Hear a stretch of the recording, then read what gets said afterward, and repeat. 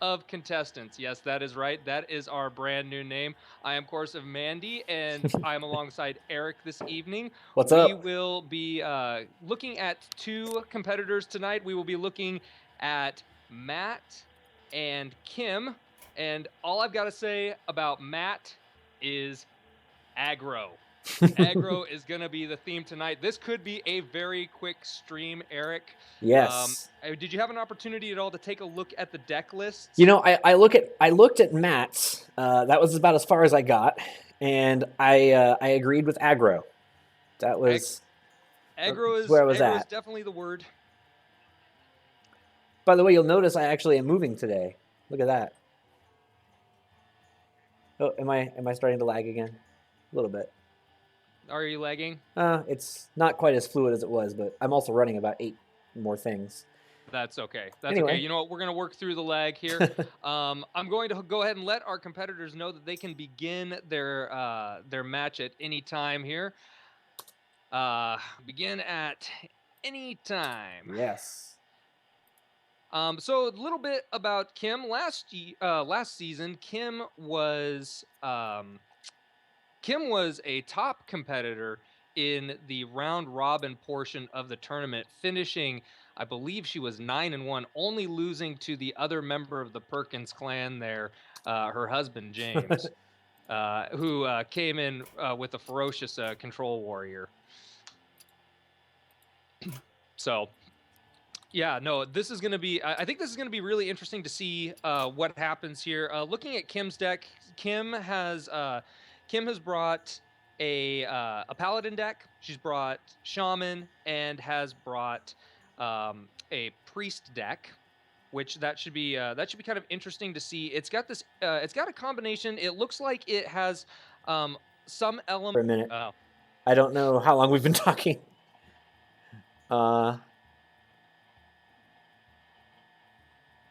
I'm going to pop on to... Yeah. We back up? Internet is good. Stream is choppy.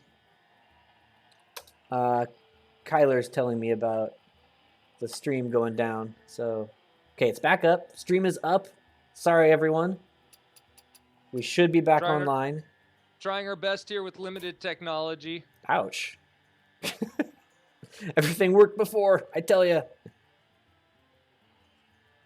All right, so I'm gonna try to actually get.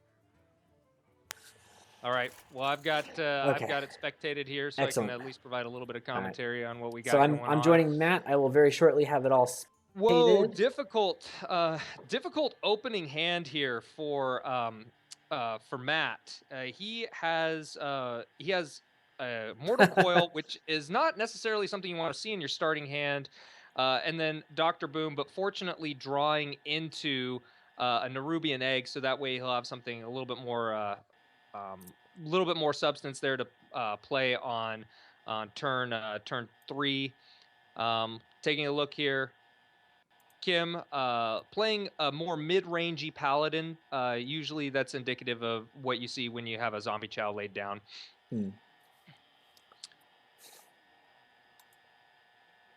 Wow, this is my computer is it is straining under the load at the moment.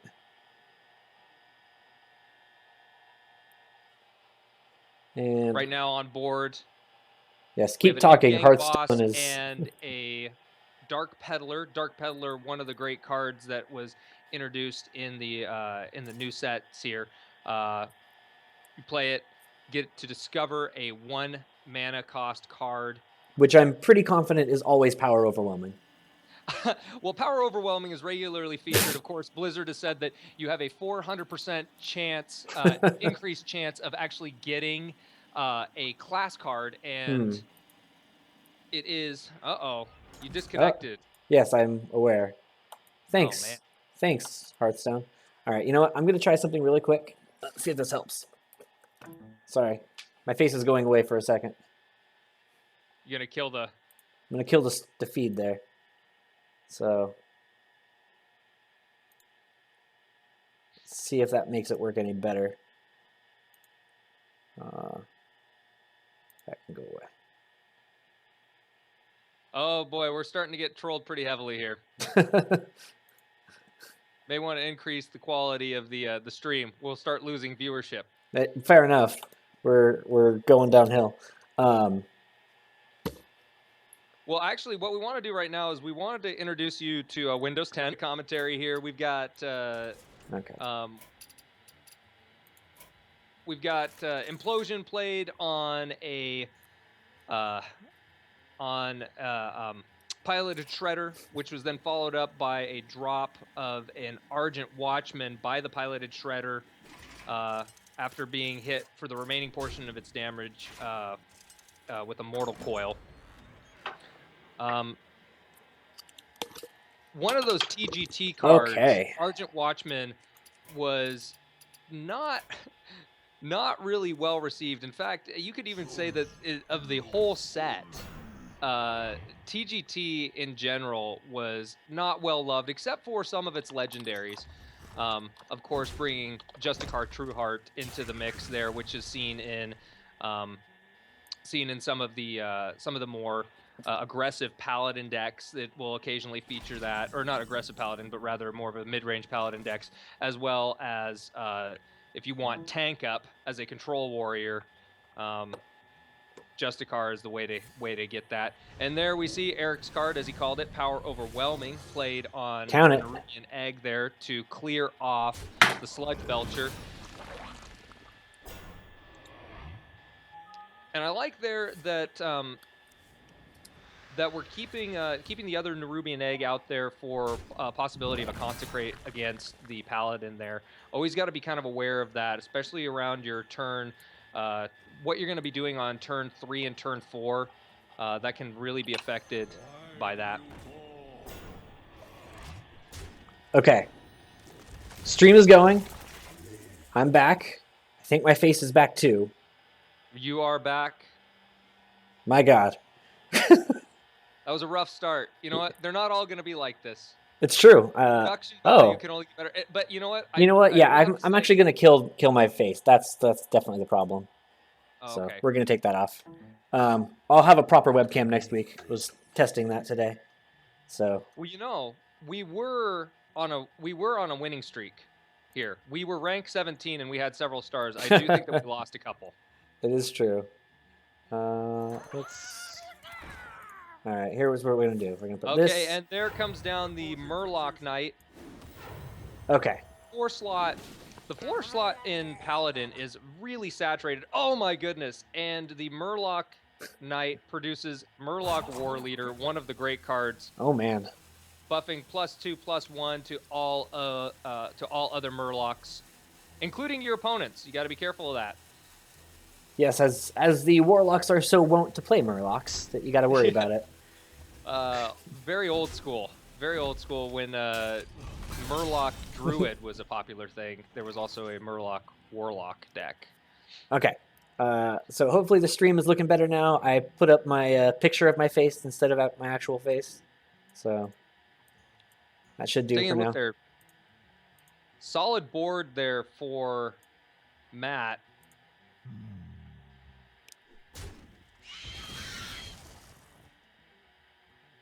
Looking to clear off, as Zulok regularly does, wanting to maintain board control.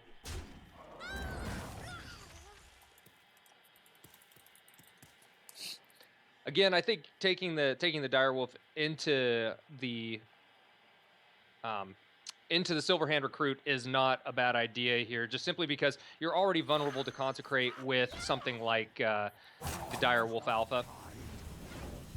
Decides to play the Mortal Coil for card draw.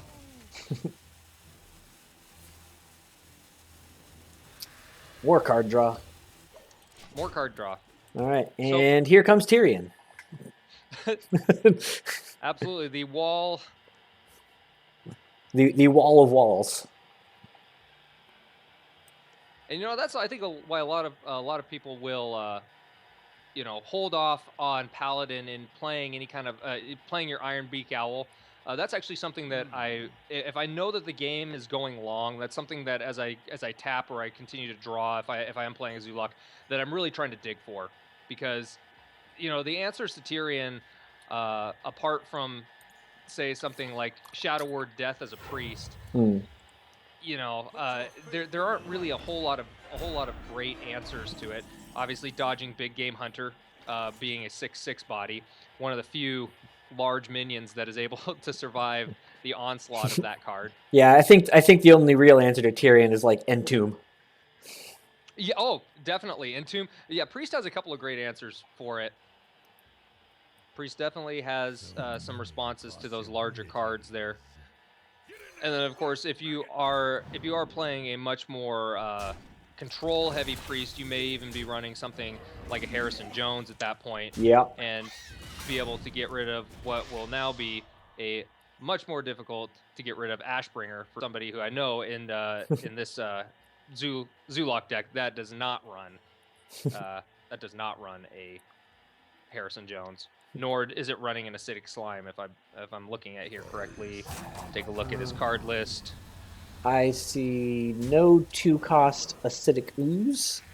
Ooze, yes. And I do not see a 5-mana Harrison Jones. Great contribution here from James, suggesting that Mulch is also an excellent option.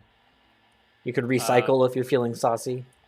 Yes, if you're feeling like you want to play Druid and not play the Druid deck as we talked about last week, maybe more of a mill Druid. It's the skill Druid deck is what you're talking about.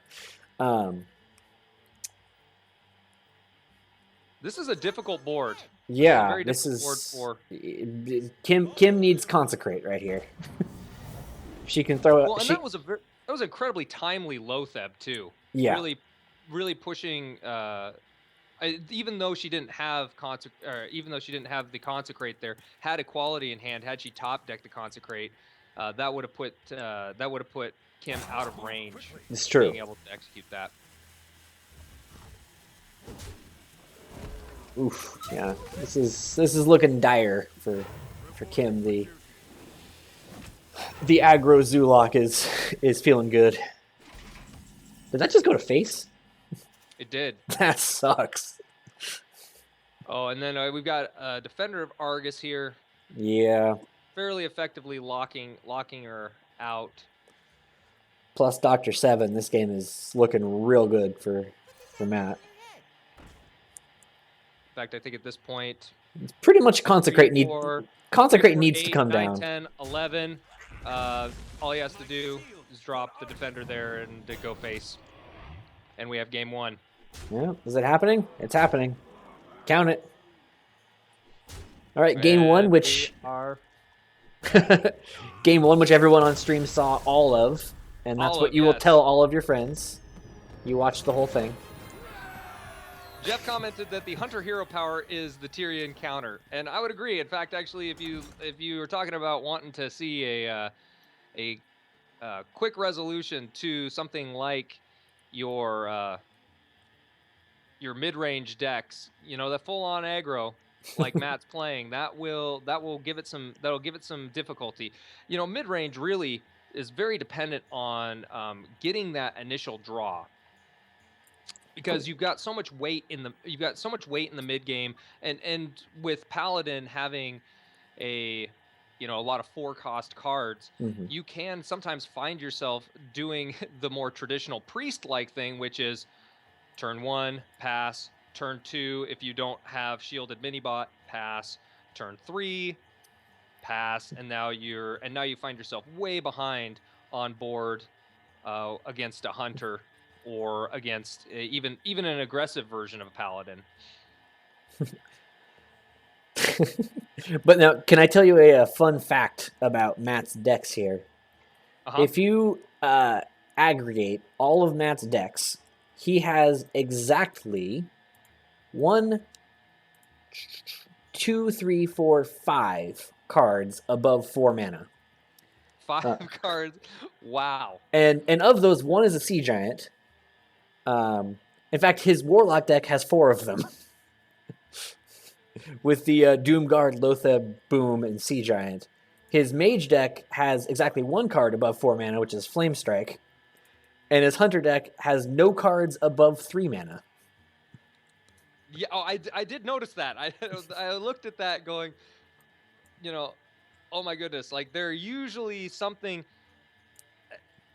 above 4 mana, maybe a shredder for some substance. Yeah, pilot and But shredder, I some mean, this sticky. is the thing that I think's interesting though is we look at that, and if Kim didn't do her research here on this, this aggro hunter is running 2 freezing traps. That's true.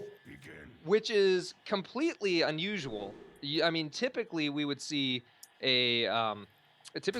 something like 2 explosive traps and maybe a snake trap, but that's even Yeah. considered a little bit more mid-rangey. And wow, Kim's deck is not well suited to take this on right now.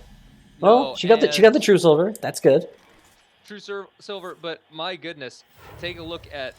Of course, Matt's hand is going to curve out. Well, yeah. Pretty much every time. Yeah, he's got 4 1 mana and 15 2 mana cards. Yeah, you're gonna find a 2-drop. And there we go. We've got Shielded Minibot, arguably one of the best two drops in the game. Oh wow, he throws at the creeper. I kind of thought he was gonna go abusive leper gnome. And I think what we're gonna see here is we're gonna see everything go face. This is where Hunter could run out of gas. It's true. The face is the place right here. And Kim's got she's got the mustard and she's got the true silver. I like this play here. Obviously, establishing some additional board presence. I think it's pretty much the only play, isn't it? Like, yeah, I agree. Well, it is. I mean, it's that or Alder, and make the scientist do 1 damage instead of 2. Mm-hmm. And this is where. Oh no! Oh no! Oh, it's explosive. Oh dear. Poor choice, Kim. You do not go face right there. Yeah. Oh. That might have been. That might have been a misplay. That might be game. Like that is that brutal. Yeah.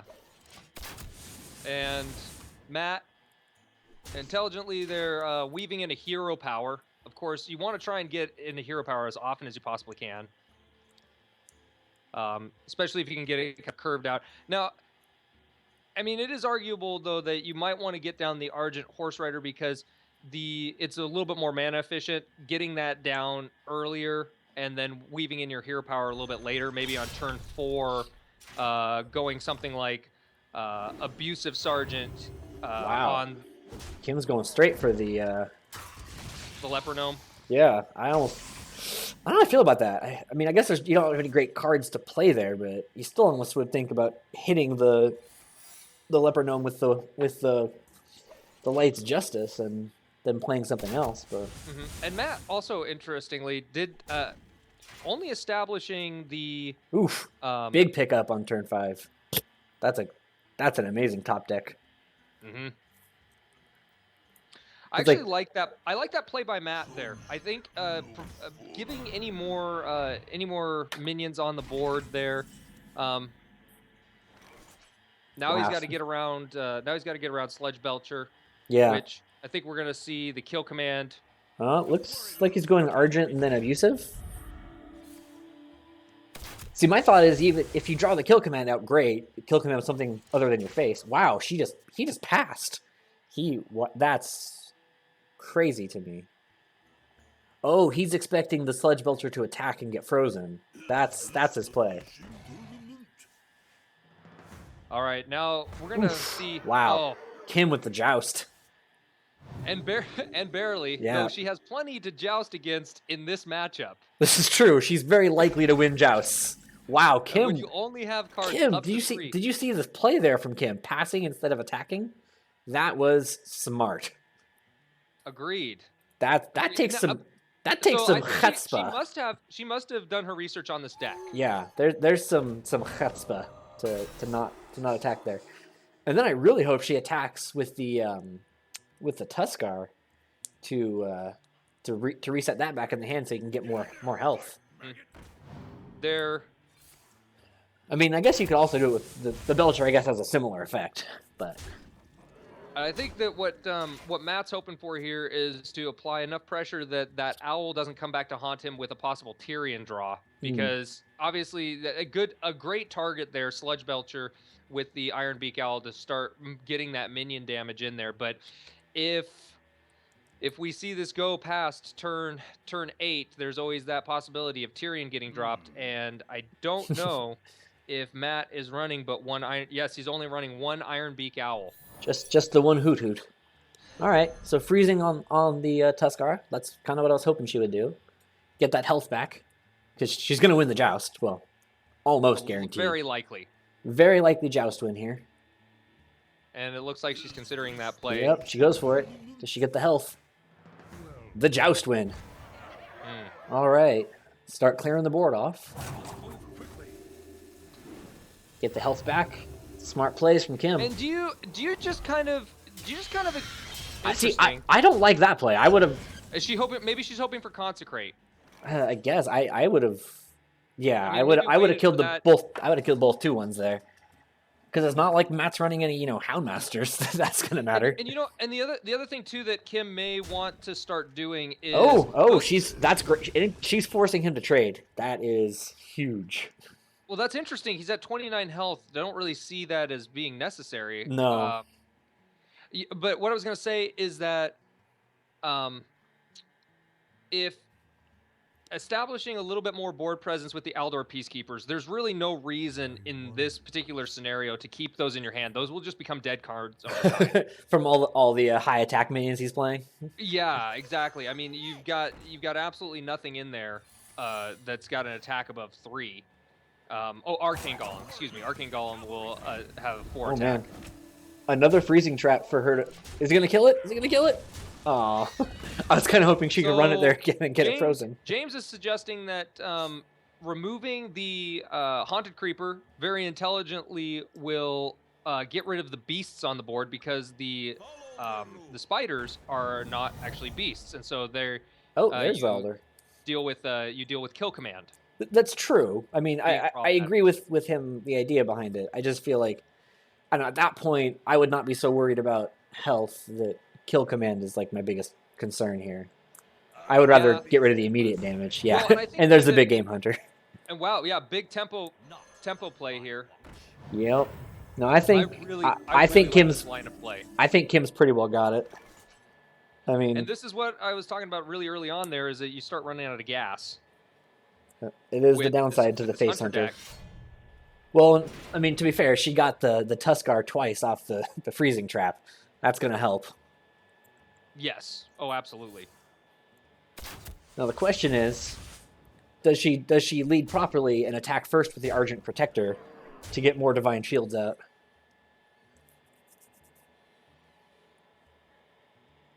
I imagine so. I think we've seen a or really he's good going to trade it. Right? Okay, never mind. No longer an option. But she can play the Alder and then make the 3-1 Horse Rider go down to 1-1. Oh, never mind. And he is just completely clearing off the board. I don't like that. I feel like you're already running so far out of gas. Like, what do you gain from trading here? You gotta hit hard and fast. I do think that we're. Do you leave the Divine Shield 4-2 up, or do you just? I think you just activate the trap, right? Like, it's not that valuable. And at this point too, he and you've got Matt does not have. What's the blade called? The Hunter's Bow. Hunter's Bow. Thank you. Hunter's Bow. It doesn't have Hunter's Bow, so at this point, you're not giving him an additional charge by activating the secret. Boom. First try. Nailed it. Oh, wow. She didn't actually attack. Everyone, you're welcome. I nailed my shot on the first try. Nice. I really like this line of play. She has now absolutely gotten control of the board. It's true. Now his only play is just to go straight face, which was really his only play to begin with. But so that's smart though, because now she can at least attack with the 1-1 So she's got 3 turns basically maximum. If he draws an Arcane Golem off the top though, it's GG. So now she's got to trade. Oh, but he's got Tyrion. She picked up Tyrion. That is the biggest pickup. Yep, smart. And then I'd drop Tyrion and a zombie chow. Just get all the stats out there. Yeah, at this point, he's so committed to face that you're really not worried about the life gain. Yeah. I guess you could... Wait, is that too many minions? There it is. Wow, 2 Cold Light Seers. All that fake health. Wow, is she going to go... Is she going face? No, don't go face. Why is she going face? Clear the board. Ooh.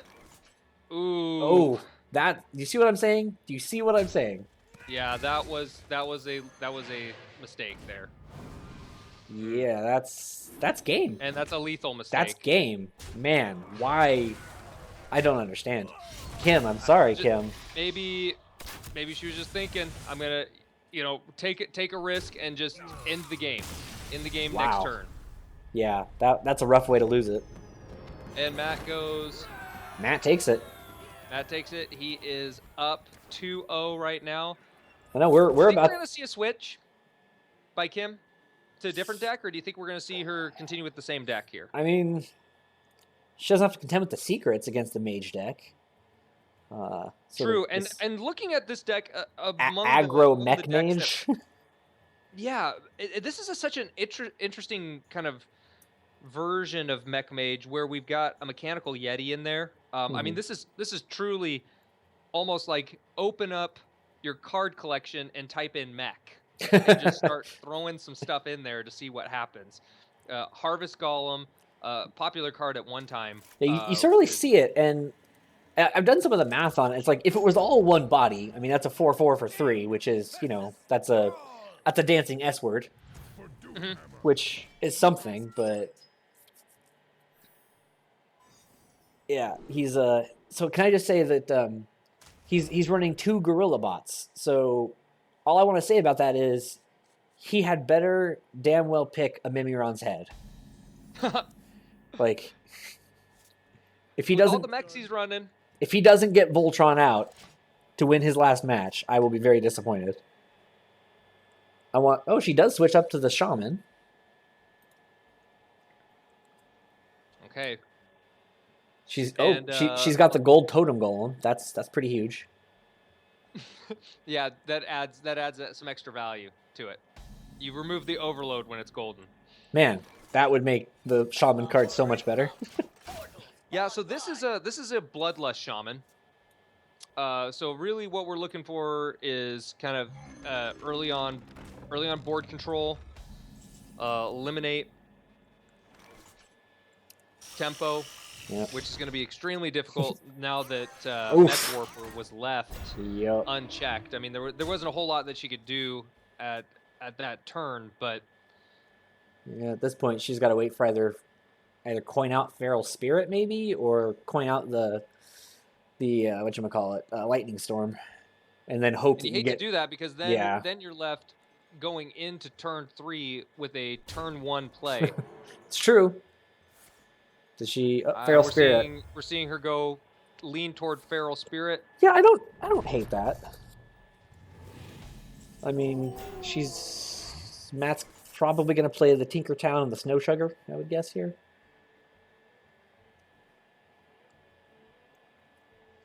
Talk about a 4/4 body. That's true. For 3. Yeah, that's even better because you also get the card, which I think if anybody watches Trump, Master of Value Town there, or Mayor of Value Town, I should say, counts that as basically half a card.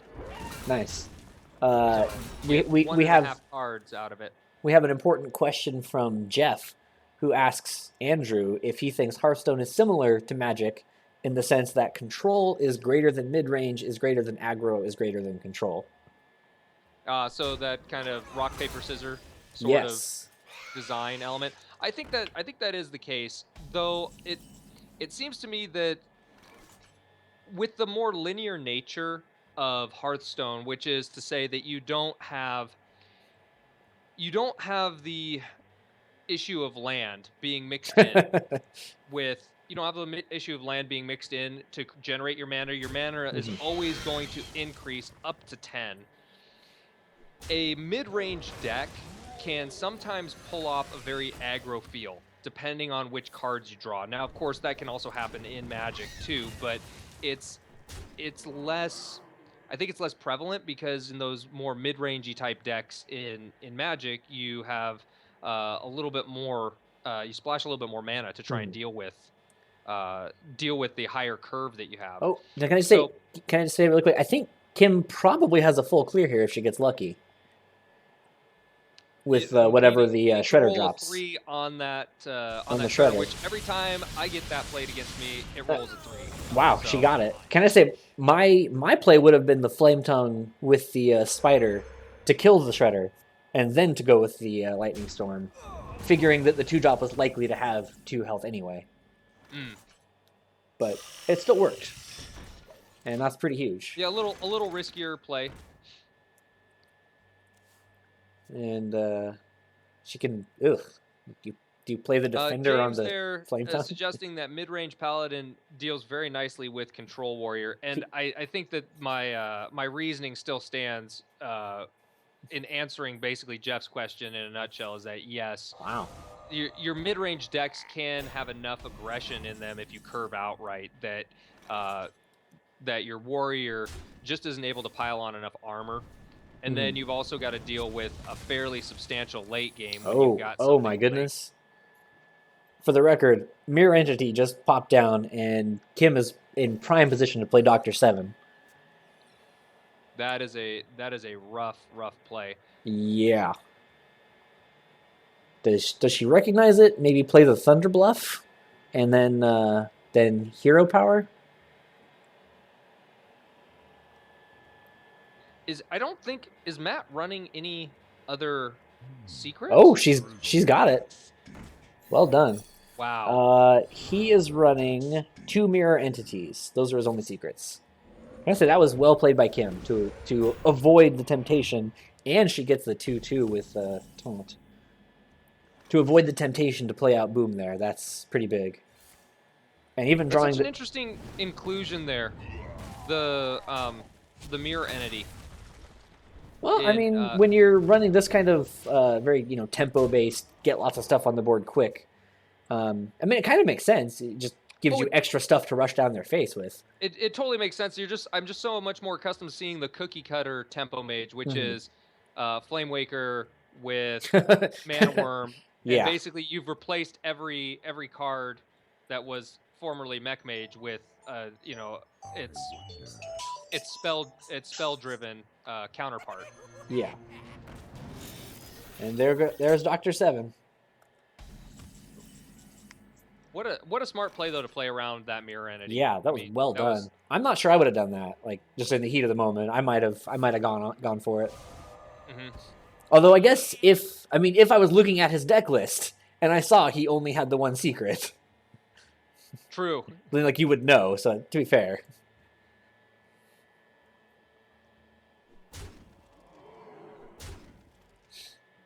And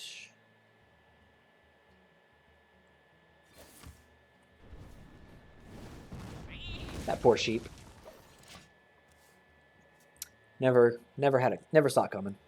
Nope. Oh, was that the Manatide totem in there? I love it.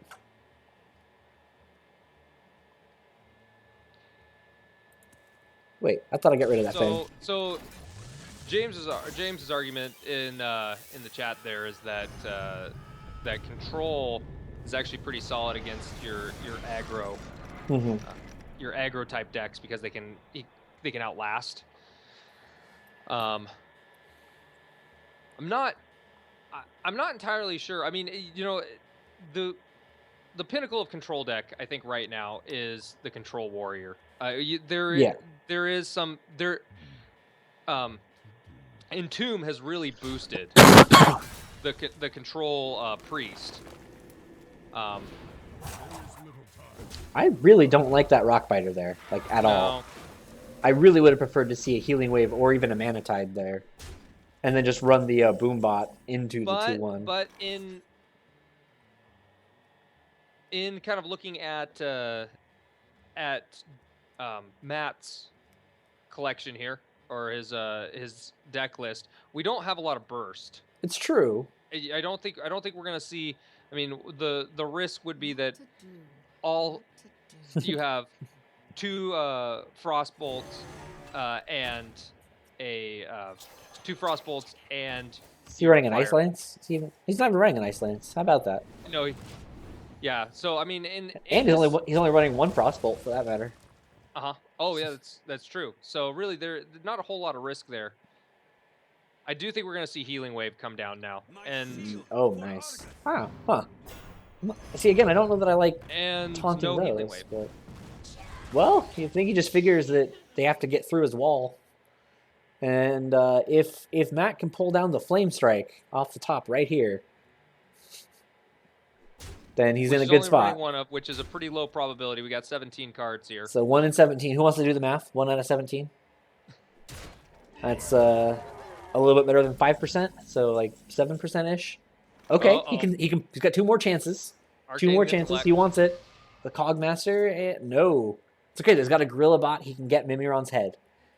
So as Kim, what do you do here? I mean, you've got he's establishing no bueno. More and more of a board. Jeff said 6%. I trust him. I trust Jeff. As Kim, what do you do? I mean, I think you just clear the board and then feel like you're in a better position because you have more value in your cards than he does. I mean, she can pull out all Akir the Windlord at like any point and just, take over the game. Or another Defender of Snargus. Mm-hmm. Huh. Yeah, see, again, I'm not sure that getting the 3/3 Boombot is all that valuable, but I mean, I guess you can kill the Yeti with it and then hope that the bomb kills the Gorilla Bot. I'd kind of like to have seen maybe Defender between the previous Defender of Argus and the Boombot again to give a little more distance. A little bit more to go through to before they hit the Fire Elemental. Mm-hmm.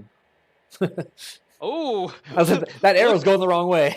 Looked like for a moment there that we were going to see. Ooh. Oh. No Joust win this time. But even still, 7 health is huge right now. This is true. I'm thinking, is she thinking about just going face? See, I do kind of like just running the Boombot into the Yeti. Clearing the board off. Yeah. I really like the idea of clearing the board off here. I like that play right there. Yep. That's smart. And there we go. And the reversing switch. That could be fun. Yeah. Now things are gonna get pretty difficult. I'll show them all. I can fix anything. I was listening to Kibler today talking about Manatide Totem. Mm-hmm.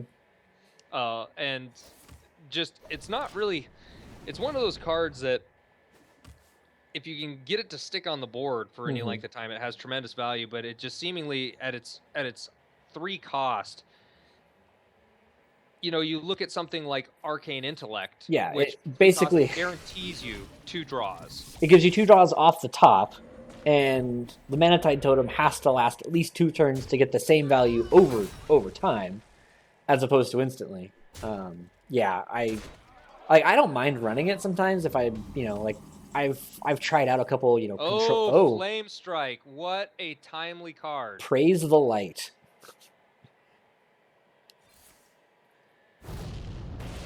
Wow.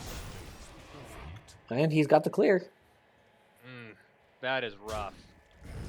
It is, but Kim's still in a good spot. I mean...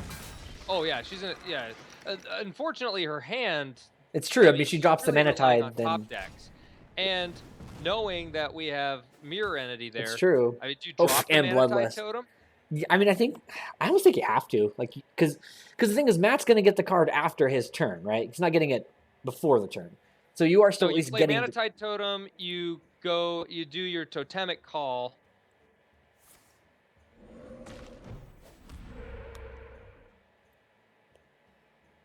Reversing switch. I like that. Save some damage. Then we can start pushing for the Bloodlust there. Yeah. Well, plus it keeps the Manatide out of hit and ping range. Yep. So that is nice. And frankly, if she Bloodlust here, she'll be real close to lethal, right? Oh, Yeah, and she'll be at 1 damage. Oh wow, throwing in the she's got flame tongue, lethal. She has lethal. She's got it. Yep, Kim. If she just goes. Oh wait, no, she doesn't. He does decide to clear off the Yeah. board there. That's smart. So what we're looking for, Alakir? Pretty much. So yeah, +2, +3. Ooh, I don't. Do you just go wait on face? that? Ugh. I mean, you can go face and get him down to 2. There's really no benefit to that, though, in my estimation, just simply because you are now waiting on that top deck, Alakir. Yeah. You don't have any other charge minions. And unfortunately, I feel like you just can't play the zombie chow. And was that a mistake there? I think that you definitely wanted to put the flame tongue on the inside. Yeah, you wanted the flame tongue on the right there. Yeah. I don't like playing the zombie chow. I don't want to give him any health. Like, I know it's more stuff for him to have to deal with, but I guess it's helpful for the bloodlust potentially. But if he draws into like a taunt here, okay. So what's he gonna attack into though? He's gonna attack. Take it, Mimiron's head. Mimiron's head. Do it. Yes. He did. Yes. It happened. I kind of actually I like that play though with the zombie chow, and here's the reason why. He is forced at this point to attack into Flame Tongue Totem. He's not gonna sit there thinking, okay, I mean maybe he goes in, gets 12 life there, or 5 life, goes back up to 12.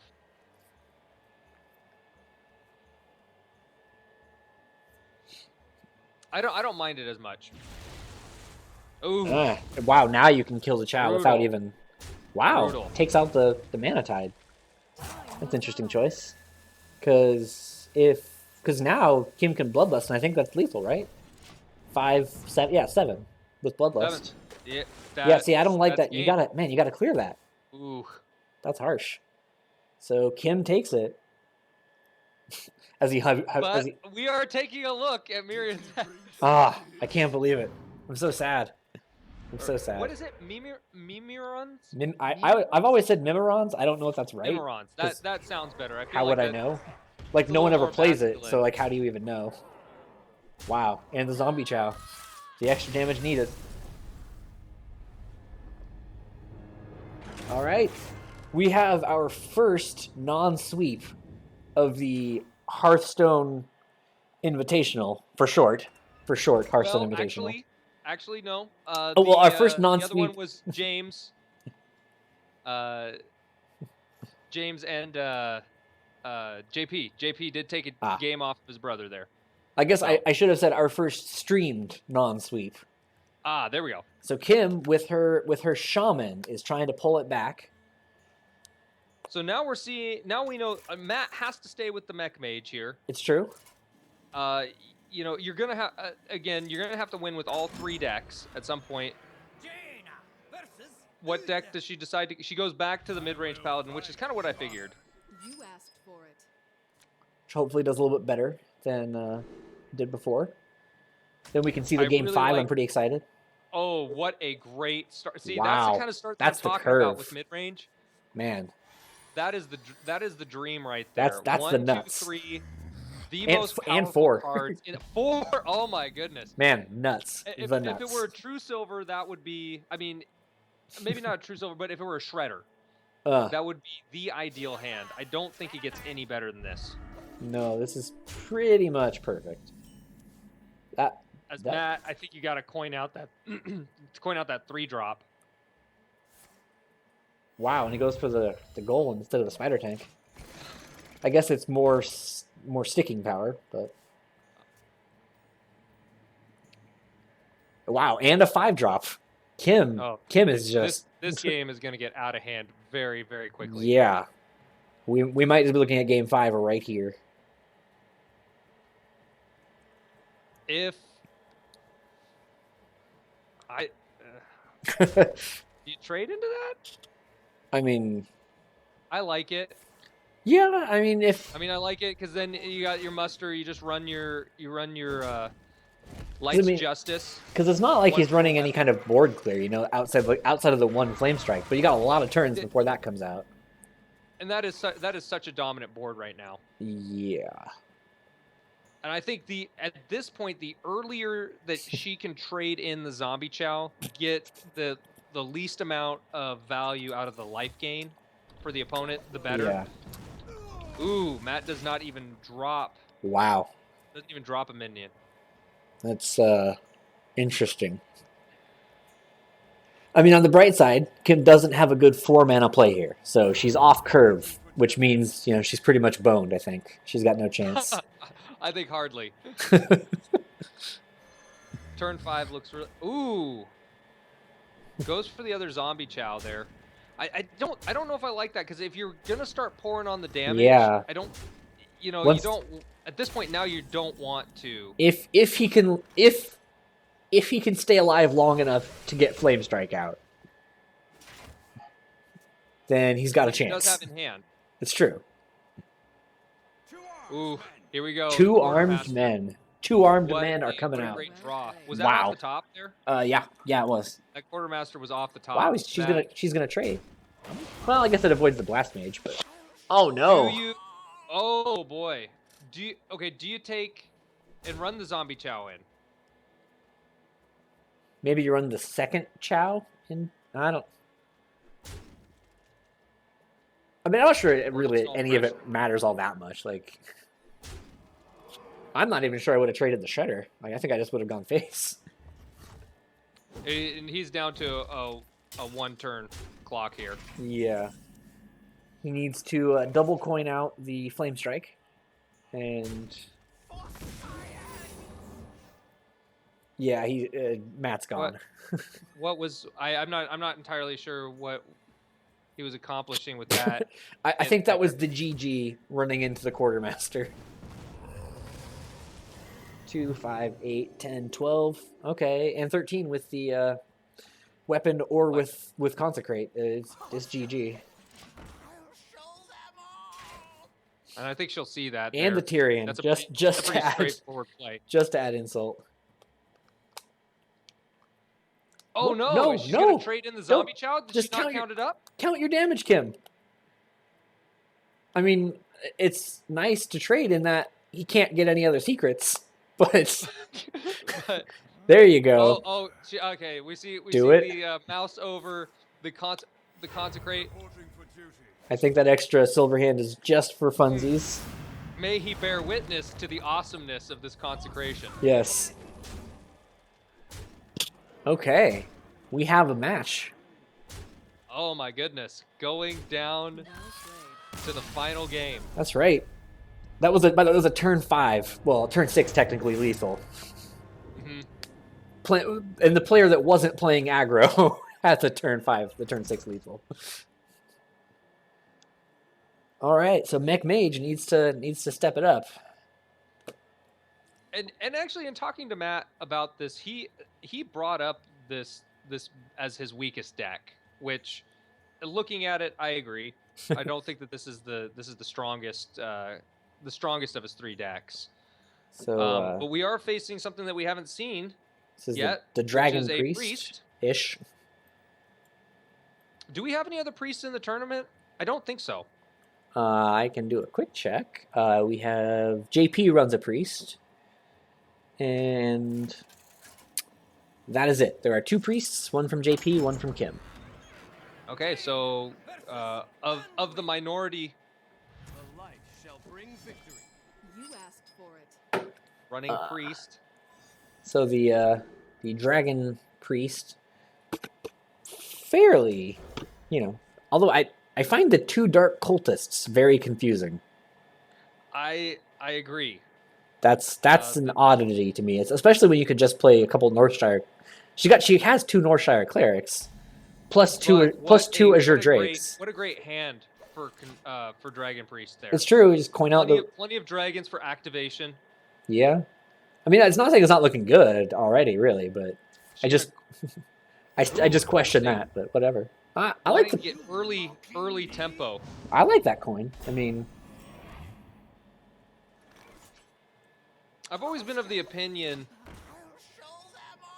I've always been of the opinion that if there isn't a board presence or they haven't established tempo yet, that you want to save it for a time when you need tempo, because that trade's going to happen automatically. I mean, like By that I mean that he's gonna. I think that he's gonna be more likely to run the zombie chow into the worm rest agent. See, I guess even if she played it and waited on turn. I guess what I would say is, like, while I agree with you that that's generally going to be the case, my thought would be, since you know he's running a fairly aggro like mech mage, I want to have everything on the board so that I can clear it like immediately and not have to wait the turn to even give him a chance to do anything with it. So do a little card draw here.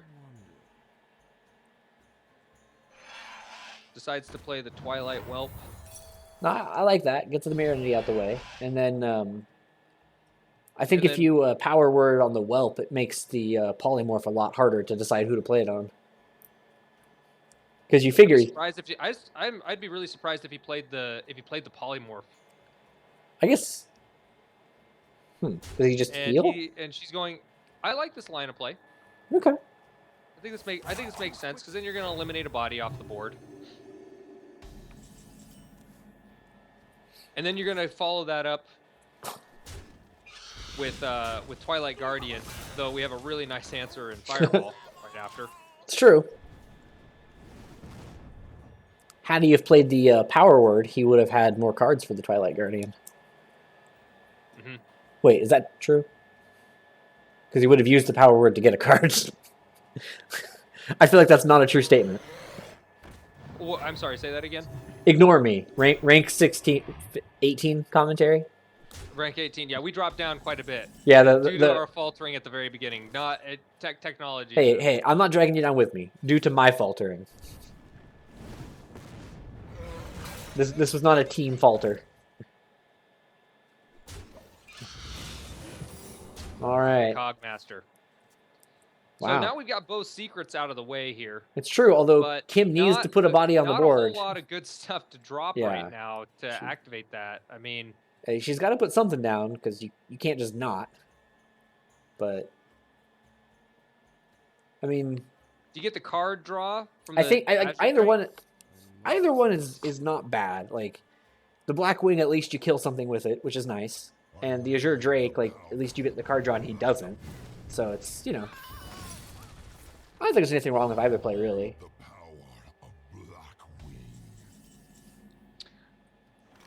I don't think you don't really need the spell damage for anything. I think that the Corruptor.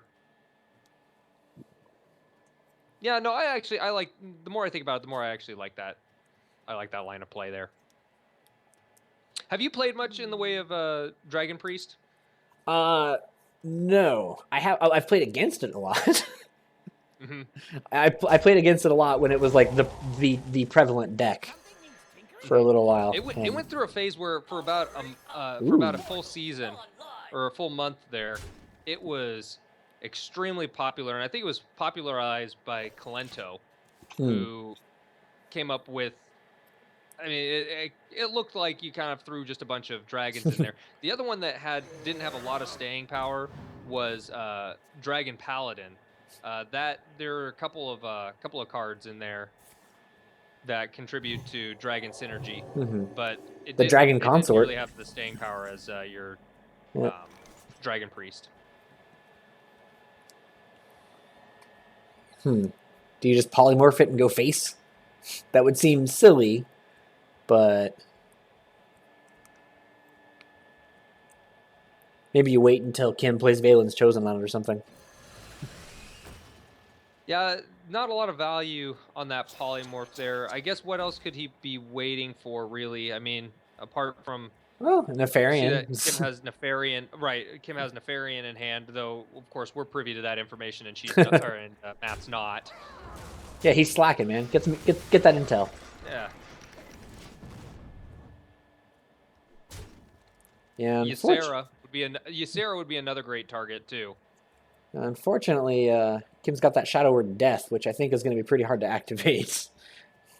Yeah, dead card in hand right now, and dead card in hand for my guess, the remaining of the game. The remaining of the game. Yeah, unless did we see both mirror entities activated? I want to say yes. Yeah, I think both. I think they were both used at this point. Oh, so she's got 2 dead cards. All right. Getting that's close. Unfortunate. Ooh, Entomb's nice though. That's at least fun. Not sure Yeah, what. what do you really target with Entomb though? I mean, I your think best you bet just. is maybe the Shredder. Yeah. This is where it's going to be really difficult to make some of these decisions because you have such kind of moderately valued minions. I was gonna say the Lance Carrier, not one of the best 2-drops to get. No, but not the worst in his situation It's here, true. which Doomsayer would be up there with just. It is way better than the. So the Doomsayer is always funny when that happens. Nice time rewinder on the Blast Mage. That's very smart. Mm-hmm. And then we've got Holy Nova buying a little bit more time. It's true. You kind of wish you could get like. Well, if you play the Cleric and then Valens, you're 1 turn off of the 3 damage. Yeah, you're a little bit too much mana there for that play. Though the right line there, I think. Yeah, if she had 1 more mana, that would be the play easily. Now does she heal one of the other? Not sure she's gonna get the value out of the Cleric. Probably not, especially with the Blast Mage coming back. Yeah. But it's. Well, this is looking pretty dire, I think. Priest is so dependent. Even you've got in Dragon Priest, Control Priest, any priest is so dependent on card draw to get combo pieces put together. So I'm gonna say I'm surprised though that. Oh, sorry. Continue. Oh, I was just gonna say. I mean, you think about like your Akanai Circle of Healing combo, or in a Dragon Priest deck. In order to get that Twilight Whelp going, you want to have something like a 5-drop Azure Drake, or something in your hand that acts as an activation, or Shrinkmeister, Cabal Shadow Priest. I mean, Priest has so much. Can I say she's Valens, and yeah, like that's a cute play. And then you play the Dark Cultist, or heal. And that's about the only way. I mean, that's the cute. The only way that is getting used. And the Gorilla Bot, come on, Mimiron. Let's do this. Finish the game in style. Oh. Not an option, though, Faux Reaper. Faux Reaper. 4,000. I like it. At this point, being just a large body. I mean, that's basically got taunt on it, though. Like, you can't leave that on the board. Aw. Goes for the boring play. Could have had Enhance on Mechanico. I'm not saying it's not the right play. I'm saying it is definitely the boring play. I mean, you could play like. So I guess we do have another target there for a Shadow Word Death. It's true. You could Shadow Word and then like entomb the Gorilla Bot. I don't even. Let's see. Right now, if we Shadow Word Death the Clockwork Knight, you're up with. You've got 6 attack on board, plus the Blast Mage of 4. You're at 10. That puts you down, if you've healed, to 5.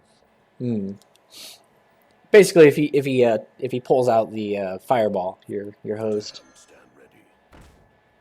Yes. Cultist. See, okay.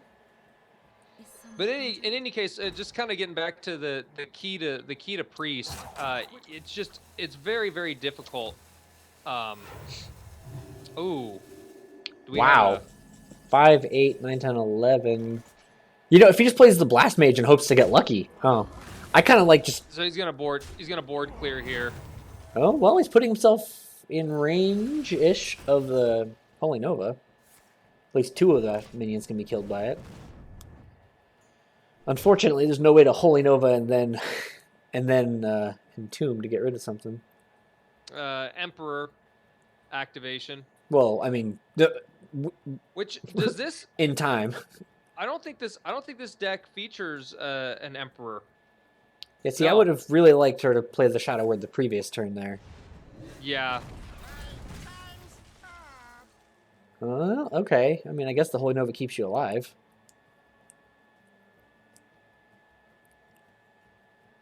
That 2 additional health can mean a whole lot here. I mean, you could get 2. You could get 4 health, I guess, out of it if you then heal. Although she's at a point where it's going to be very difficult to drop Nefarian. yeah, and that's one of the things I like that card, along with something like Ysera, but I feel like with that card you have a little bit more of a it's a bit more win more sort of card, where you're at turn 9 and you've got solid board control, enough time to get an 8/8 body down. Whereas something like your Mountain Giants, or excuse me, wow. Molten Giants. Can I say, I am very surprised Matt doesn't play the Blast Mage there. Just take the extra 4 damage to the face. Not that I do think that we're gonna see. You have to, or it's just auto lose if you don't. That said, this is not looking amazing. So you've basically got 8 damage right there. Of wow. Everything from blast. Oh my goodness. Wow. Just see where the shots go. Shots fired. Shots fired. Shots fired. That Dark Cultist taking it up. She lives on. One more turn. So if she pulls out a Twisting Nether, I think she's got it. All right, what GG. a battle, though. Yeah, took it all the way. Coming back from being down 0-2 to bringing it to a 5-game series. Gets the Pyroblast. Not good. Oh, look at that. Concede allows. Let's see. Matt is a gentleman. Yeah, he does not BM. I would have absolutely BM'd there. I would have Arcane Intellected. I'd have Polymorphed Nefarian. I don't know if I agree with this play there. I might have polymorphed my own Blast Mage just to kill him, just to kill her with a sheep if I could.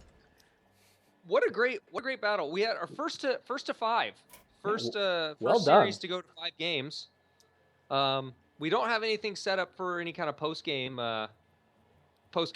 interview at this point. I think both of our competitors, I know Matt will be retiring here shortly due to getting ridiculed heavily by his wonderful bride. Is she ridiculing? Described this as being quite nerdy, which we're in agreement. We're in agreement. Oh, and I do have our sponsor here this evening, Capri Sun. Oh, hold on. I will be for another successful cast. Let me increase the size of this. Oh yeah, I'm sorry. Okay. This one's actually pretty dated. I think this might have been from. I don't know what this is from, but it's got Michael Bradley. Michael Bradley on the front here. So. What's a Michael Bradley? Michael Bradley, I don't even know, other than just based on the context of the photo, he's holding a soccer ball. I can only assume that he must be a goalie, because every soccer player knows that's the only person who is allowed to play with their hands. So. Yes, in answer to Derek, who, by the way, is our first real subscriber and follower. Oh, Derek! Derek is back. Yes, it is a tournament among friends. Although, for the record, Derek, you, and if I may step on your toes here, Demolling, yes. Derek is absolutely invited to our next tournament. Oh, absolutely. Derekito, I appreciate your subscription here, and welcome to the South Puget Sound Regional Spring 2016 Angry Chicken Hearthstone Invitational Tournament of Contestants. Tournament of Contestants. Oh, Jeff, you had a problem with the way was I supposed to put it in the bottom? Oh, he wanted it right here. He wanted me to take it from the bottom. I'm not going to. I'm going to go the more traditional way. So I'm going to quit Hearthstone. This was a great game. I think I was yeah, he's really disappointed. He's really disappointed. Thoughts on it? I was pleasantly surprised that it didn't end after 3. I thought Kim fought back well. I think that she missed. I think she missed what would have been likely a win for her in, was it the second game, where she didn't go for more of a board clear, and she instead then dropped Tyrion, and it wasn't enough to delay the Right. golem plus everything else. So I feel I do like, think. sorry, continue. Oh no, go ahead. I was gonna say, so I think she did really well. I think both players. I mean, they put on a very entertaining series. At least the 4.5 games that the stream got to see was pretty entertaining. Um, but I'm thinking about it now, thinking that but for that play, she may have won it in 4 instead of losing in 5.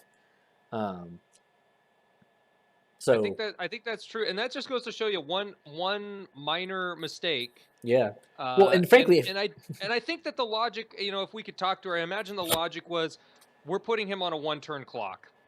it's true. Just go face, let Tyrion absorb the damage there. I mean, and so James is commenting that she could have still won with Paladin, and it came down to her priest deck. But maybe if she had given her priest deck a couple of tries at it, because I do think that with Matt had 3 opportunities to win with his Mech Mage deck, which I think that deck, being the weaker of his decks, needed that many opportunities to kind of get the right combination out there. I don't think that was necessarily the ideal priest matchup either. I mean, not that, I don't know. Matt came in with a lot of aggro. It's true, and So. I think the other argument to Jimmy's point would be that it also would force his aggro hunter to win another game instead of the one that it did win, which maybe her decks were better set up to counter that as opposed to everything else. You still would have had a couple of dead cards there in Shadow Word Death. It's true. Hey, she could have Valen's chosen the Arcane Golem and then killed it with Shadow Word. Yes. So predictions for the rest of the tournament for Kyler here. Taking a look just at where the standings are right now after week 1 here. Gonna go in and take a look at our league standings for a moment. Oh goodness, I am experiencing some incredible lag. Even Facebook says no.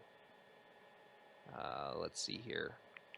Okay, so this week we had Jeff over Steve 3-0, myself over Joe 3-0, Jesse over Kyler, and then JP losing to James there. And this evening's battle, Matt versus Kim, Matt taking it. So we have the winners coming out of week 1 being Jeff, myself, Jesse, and James, and Matt. I've only had an opportunity to really view the games that we've streamed here. I haven't had a chance to see the other games, but any thoughts? Well, I haven't had a chance to see much else, obviously, as I'm not playing in the tournament, so I haven't seen other people's play style too much. Jimmy mentioned in the chat that all 3 of his games against JP went to fatigue, which I think is pretty cool. Let me see. Now that I'm not running Hearthstone, let's see if this kills it or not. I put my face back on here. Okay. We'll see we if can actually look at you when we're talking. Yeah, we'll see if I have a hard time. I have a hard time looking at people when they're in it's in person, just like staring straight at somebody, but I could do that on a screen because there's that barrier. It's true. Okay, all right, I'm on? Yes. Okay. I'm very large though, and in charge of this monitor. Well, it's your baby. Mm-hmm. So I feel like you should have top billing here. Here, I'll move it a little bit. Put you. I think I do think though, looking ahead there, I do think that one of at least the strongest decks that were brought to the tournament were brought by Jesse. Jesse brought tried and true ladder decks that have been shown to be extremely effective and extremely competitive. And the other thing, just kind of in talking with him, those are the decks that he is most comfortable with. And when we talked to Steve during the post-game interview, his big thing was that he brought a deck that he knew was at least decent, but he hadn't played it a whole lot. So he's got a control warrior that he's played a total of like 5 games with, whereas I think Jesse has got some really great he's got a good number of games under his belt, understands the mechanics of it, understands different matchups, understands the meta extremely well. So I think Jesse is going to be a very difficult person to beat there.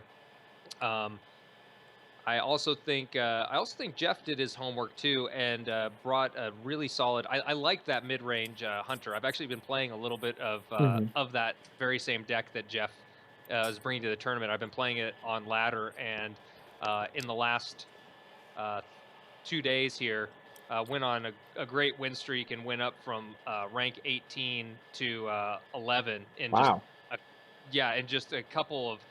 I'd say maybe a couple of hours. So that, I mean, it's a really solid ladder deck, and I've had a lot of success with it. So, yeah, so I can see why he brought that to the tournament there. Yeah, no, I think that Jesse and Jeff being newcomers, gonna be very, very difficult competition. I think that's it. I think that's all I got for tonight, man. Yeah, I think it went well. Hey, look, so my face is working now. Okay. As long as we're not running Hearthstone, also. There we go. So now I can look ridiculous. While you're looking at that, too, Jimmy has been very much. Sorry, go ahead. Oh, another thing that I want to let folks know: if you are inclined to let us know. Via text message, or you can even post a time that you think that you're going to play on next week's schedule. That'd be awesome. That way you can get at least some viewership, people observing games. Real quick on the rules on when you are acting as an observer in a game. We just make a request that you are not you're not actually conversing with the 2 people who are competing. Even though there's no rule against doing that, the issue that I could see coming up with that is that 1, it distracts them, and then 2, you also could run the risk of divulging information about what is in the other person's hand, and we certainly don't want to do that, as we want to keep this a fair competition. So in any case, feel free to post on the Facebook group or send just out a mass text that says, hey, we're gonna be competing at this time if anybody wants to watch, and that's always greatly appreciated when folks do that. So yeah, maybe we can do an impromptu weekly stream. Yeah, and any thoughts? You had a chance to kind of look at are you taking a look at some of the decks there? I was, and then I was distracted by looking at myself. Oh, it's difficult. I tell you, what really gets me is that I can actually see my eyes through these glasses. So, like, I'm looking at where my eyeballs are looking. I think the aviators are smart like that. Also, I'm trying to read, like, this huge story Jimmy is typing about his epic match against JP. I kind of want to just get him on stream so we can say it, because this is hard to. Yeah, it just keeps going. With all the contributing that he's doing. We may need to just get him on here. Let me take a look here at what we've got in the Angry Chicken League for next week. I will be posting these and sending out a text to those people who do not look at the matchups. So next week we have JP versus Kim. So we've got 2 folks who are 0-1 right now, so somebody is going to be walking away with a win there. We've got Kyler versus Joe. Again, 2 folks who are 0-1 right now. Somebody's going to be walking away with a win. Sorry, go ahead. Oh, myself versus Steve. We've got James versus Matt, and we've got Jeff versus Jesse. Wow. Now, what's the game of the week next week? I haven't got it picked out, but I think that we probably will be doing a Kyler versus Joe. I was gonna say that's the one I'm interested in, because I think, and I hope I'm not being too much of a jerk about this. I think they both do not expect much of where they're going to place. We have a prediction that Kyler's going to win. Yes, in fact. By Kyler. Kyler is predicting that Kyler's going to win, and then Jeff versus Jesse is also being asked for, which I do think that would be another great game to cast. I think that we're going to see two of the best players there going at it. And the other thing I like about that too is that these were two folks who were not in our previous tournament. Yeah. Which is great to see new blood participants there. So, Derek Ito, this is what you could be looking forward to, man. Great high level casting of your games when you join us for the next season. Now Jeff is mentioning how much he wants to see that Kyler guy. Okay, well, I think we'll make that happen. So, as it stands right now, we will have a Kyler versus Joe stream live for you, as well as a Jeff versus Jesse, and we'll figure out the times there. Well, I think what we need is a Kyler versus Joe and a Jeff versus Jesse doubleheader. I think that's the way to do it. Doubleheader. We'd have to start a little bit earlier. This is possibly true, or just go much later. We'll do it on Saturday and go till midnight. Hey man, it'll be an extremely long stream. Yeah, I mean, and maybe next time, Eric, I think maybe for a pregame show or something, maybe just getting the stream started with a little bit of music. What do you think about that? Well, I like the idea.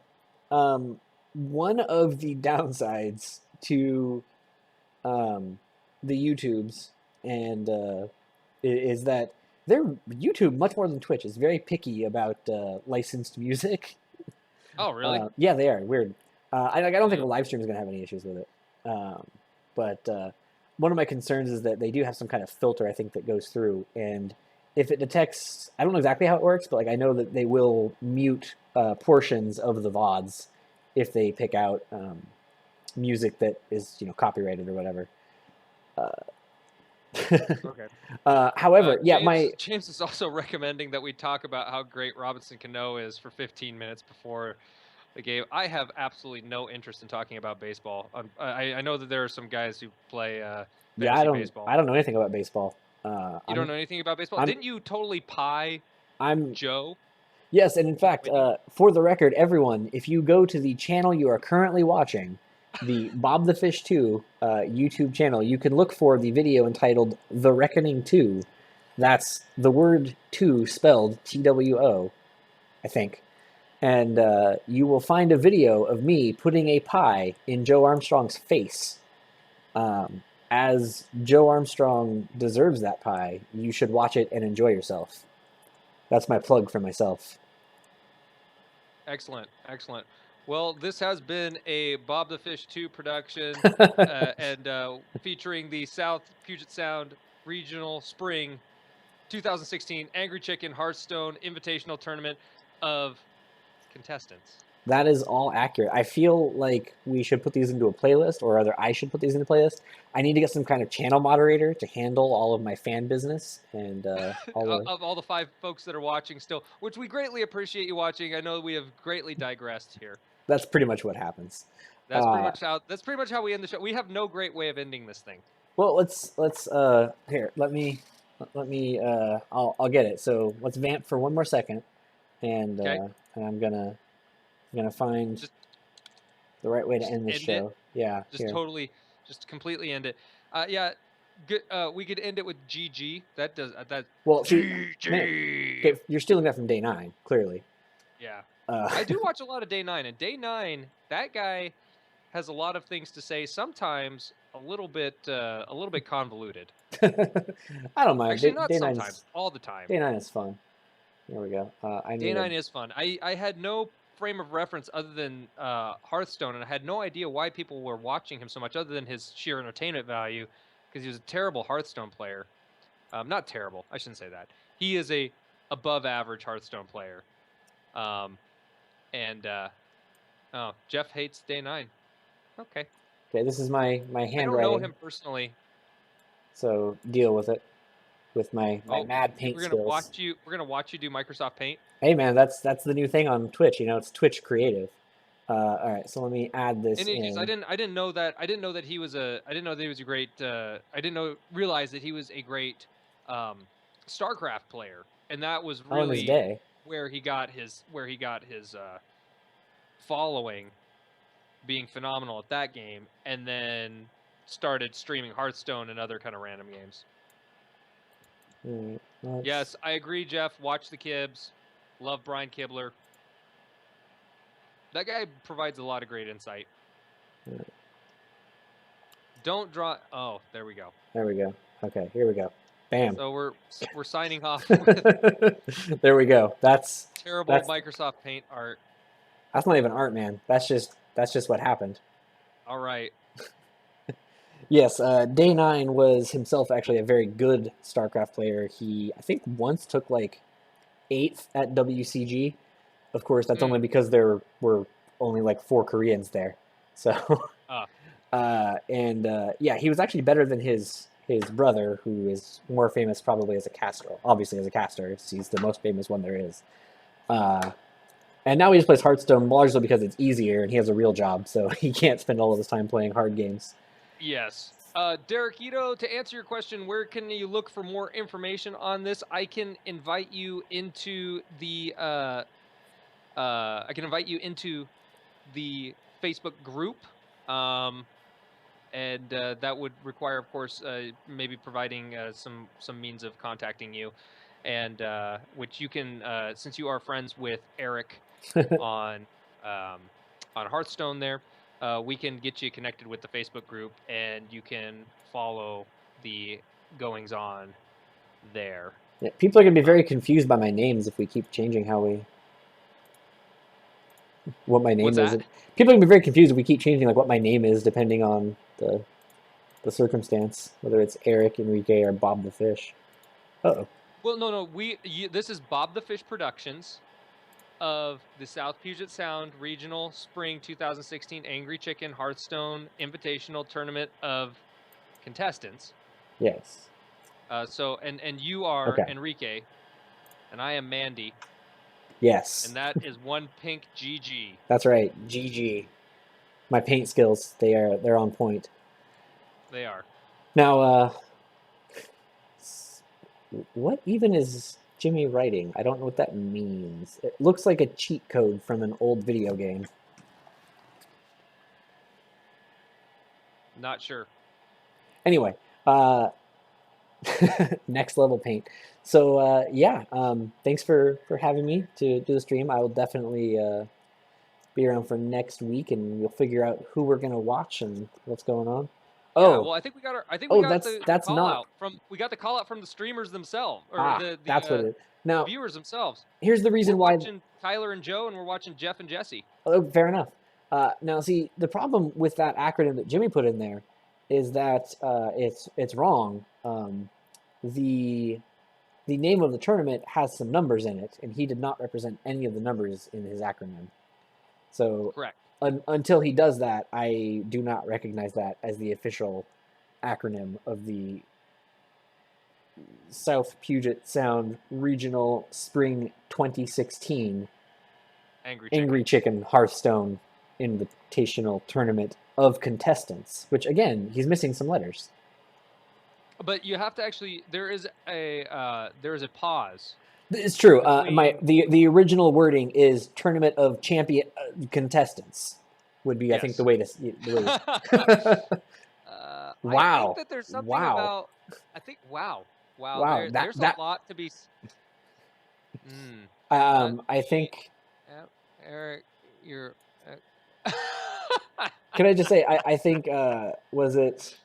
That degraded rapidly. Yeah. Was that? Oh god, the Anchorman that escalated quickly. Yeah, I don't have my soundboard up, and I'm afraid I don't know if I'm going to be able to use it because I've got this mic now, and I was just kind of running it, hoping that the speakers will pick it up. Yeah, so we'll have to test that beforehand. Agreed. So.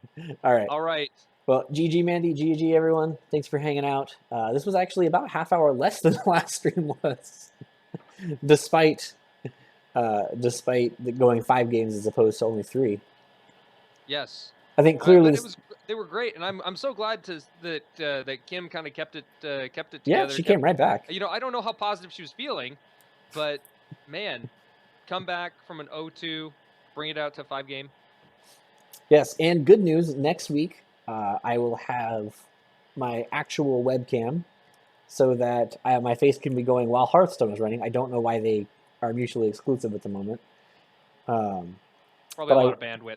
Yeah, but I will not be running the webcam from my phone, which is what I'm currently doing. Although when it's not having Hearthstone, it actually looks pretty decent. Like quality looks fine. So yes, the history of Eric's ex-wife is a lady of ill repute. Is from, well, actually originated at least as something more than just something you might say on Facebook, which was a conversation that JP and I were having like on a wall. And what is this?